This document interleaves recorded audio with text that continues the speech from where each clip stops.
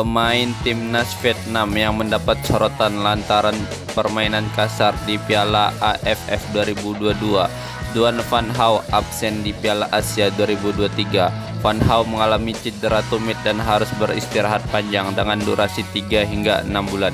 Fullback yang menjadi andalan pelatih Park Hang-seo saat melatih timnas Vietnam junior dan senior itu sedang dalam proses penyembuhan dan akan menuju Singapura untuk melanjutkan rehabilitasi medis. Menurut diagnosis cedera Achilles tendonitis, Van Hau membutuhkan waktu 3 hingga 6 bulan untuk benar-benar pulih. Ini merupakan kehilangan besar bagi juara bertahan V-League pada putaran pertama musim ini.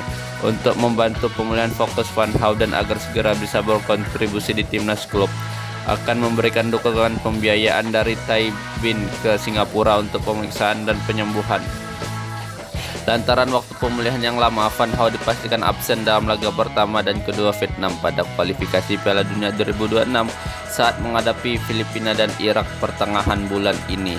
Selain itu, Van Hau juga tidak akan tampil pada putaran final Piala Asia 2024 yang akan dimulai pada Januari tahun depan. Vietnam merupakan salah satu dari 3 kesebelasan yang akan dihadapi Indonesia pada fase grup selain Jepang dan Irak.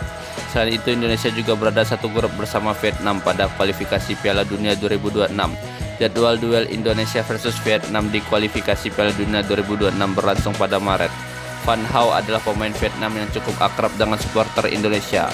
Perkenalan pertama Van Hau dengan timnas Indonesia terjadi pada final SEA Games 2019.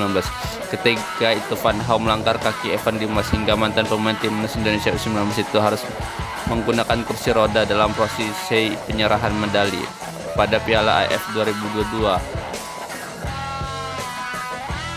Van Hau yang kasar saat melawan Malaysia dan Indonesia sempat mendapat sorotan.